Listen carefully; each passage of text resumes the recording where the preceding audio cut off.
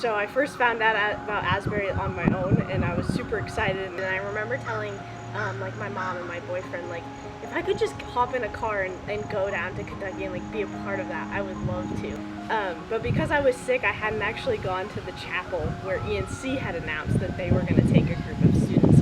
I had to come back to campus and then let everybody know, like, I'm going to be gone and this is why. And I was an RA, so I think I had a lot of responsibilities that I was like really concerned about. But I knew this was where I was like supposed to be and something that I was supposed to be doing. And so I kind of just left, and then they emailed everybody, like, even on the way down there, and was like, hey, I'm not coming for class today, and I won't be at like our residential life like staff meeting. This is why I'm going to Asbury. I'm really excited about what's happening at Asbury, and I want to be a part of it.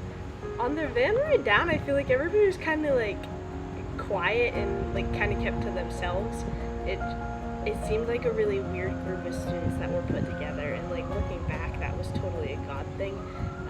Even in my time at ENC, I wanted to contribute to ENC's spiritual formation and students around me, and sometimes it's easy, even on a small campus, to feel like you're kind of like all alone and like there's not other people who share the same values. And so while the people going to Asbury from ENC all had a little bit of a different reason for going, it was really cool once we did all start talking, and we all really did have a vision and a hope that like what would happen at Asbury happens at ENC. In my heart and my mind, I was constantly like asking God, like, do a new thing in our generation. I think sometimes in the church there's a breakdown between different generations, and so I was really excited that this was something happening with college students and peers my age. So I think I was really called to Asbury because I was really excited that was happening there, and I wanted to be a part of that. But I also am really excited about the ways that ENC students can be formed in their faith.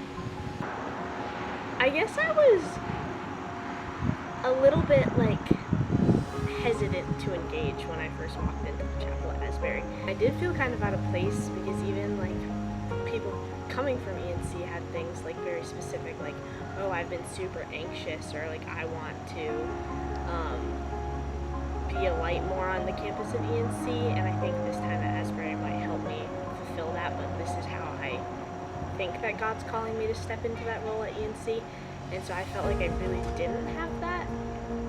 Like, even though I was super excited to be there and wanted to be there and hoped that what was happening at Asbury could happen at ENC, and that God would pour out his spirit new and fresh in our generation. I guess there's something that's like when you've heard of something and you've heard it's going on like at Asbury, but you haven't gotten to experience it, there's a lot of like what really is it? And hesitation. I think there was a lot of people like wanting it to be a revival, and yet at the same time being critical that like it was all just like emotionalism, and like there wasn't real theological or real like biblical presence, or like God wasn't really working. It was just kind of all made up hype. So I guess I was a little bit hesitant and a little bit like, I might be out of place here. But ultimately, I feel like that faded pretty fast. I really just was struck by the authenticity of the worship, and everybody coming together was from different cultures, different backgrounds, all across the US and even internationally while we were there. It was really authentic, even though it had become such a huge thing and people were coming in from everywhere.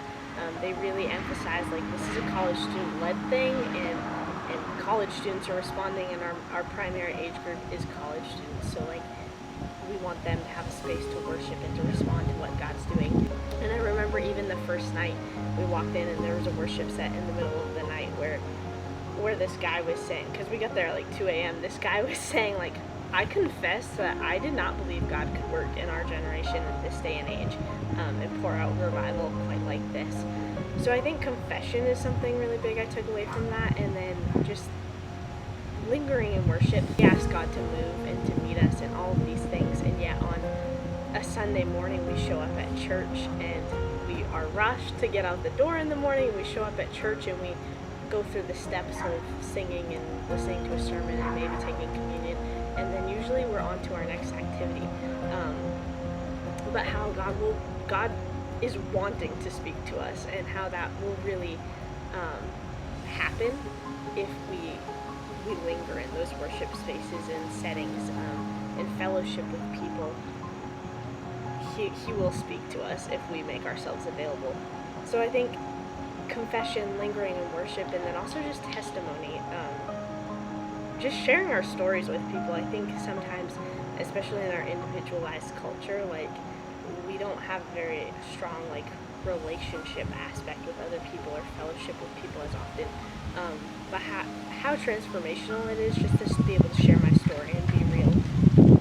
So I think it's easy to say, like, well, my story's not as important as somebody who, like, went through all these things before God saved them. But that our stories are important and valued, and I was discipled into a relationship with God growing up, and that is just as valuable a story to share.